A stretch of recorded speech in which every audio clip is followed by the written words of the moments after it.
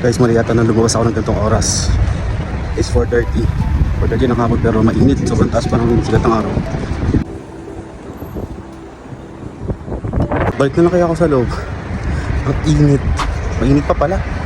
So ngayon kasi bala kong bumili ng ulam. Piluto tayo ng ulam. And bibila ako ng wet food para sa aking dalawang alaga. Nagmimerienda na rin. Kasi meron shawarma Pinoy style dito malapit sa New Era. Puntaan natin yan. So guys, mahangin naman. Pero medyo mainit pa yung sikat ng araw. Pero kasi gusto kong bumili na ng lulutuin para mamaya. Tsaka pambaon na rin para bukas. So comment down below kung ano yung suggestion nyo na pwede ko lutuin. Kasi wala pa ako maisip. Pero malamang, pag yung ma-comment yan, nakabili na ako. Ano yung lulutuin ko.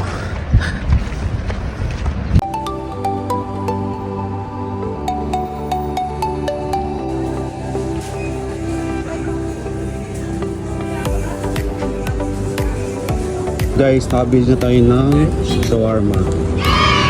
So eto na guys, pauwi na ako. Sabi ko shawarma lang yung bibilin ko, tsaka pang ulam, pero ang dami ko na pamili. Pero lahat naman to kailangan namin sa bahay para may stocks naman. Yung nabili kong shawarma hindi ko pa rin nakakain. So sa bahay ko na siya kakainin. Nakakapagod kasi medyo malayo rin yung inikot ko. Halos lahat ng madadaanan ko na supermarket pinapasukan ko. Yung iba window shopping lang, tingin-tingin ko may mga bibili. So kaya ito marami akong nabili.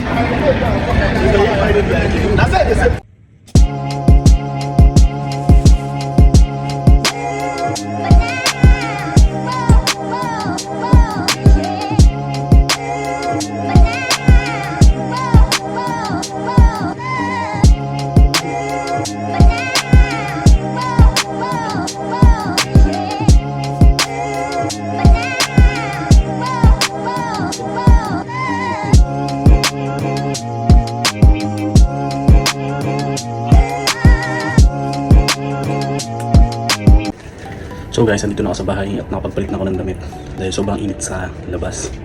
And papakita ko sa inyo yung mga napamili ko. Bread, ng gatas. So 4 pieces na for 11 dirhams. So magluluto ako mamaya ng gulay. So ito yung sahog, manok, toothbrush. Then bumili ako na to para sa mga alaga. So ano lang to, 145 isang peraso. So napakamura. 145 each. Tapos bumili din ako na to. Ito muna kasi yung una kong nakita. So bago ako pumunta ng Viva, so sabi ko na try ko ipakain sa kanila kung magugustuhan nila. It's chicken flavor para sa alaga. 350 lang. So dahil dry na yung buhok ko, mayroon pang kulay. It's black. Ayan. Color black. Gitin tayo. Tommy, my favorite snack. Ayan. Luncheon meat. Pang emergency. Kapag tinamad magluto. So yun, I bought some banana. Tapos yung kamatis para sa ginisa mamaya.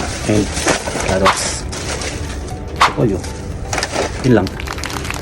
Let's try shawarma. Hindi ko agad nakain kasi wala akong mapagpwestuhan kanina. So ay napipina siya. It's Pinoy shawarma. 10 dirhams. So, siyempre mas masarap to kapag bagong luto.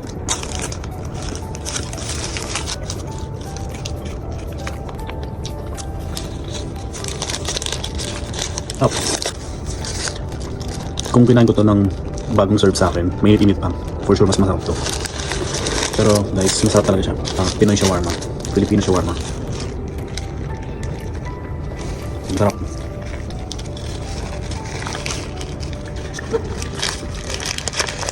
Try nyo guys, sa New Era to sa Markabat.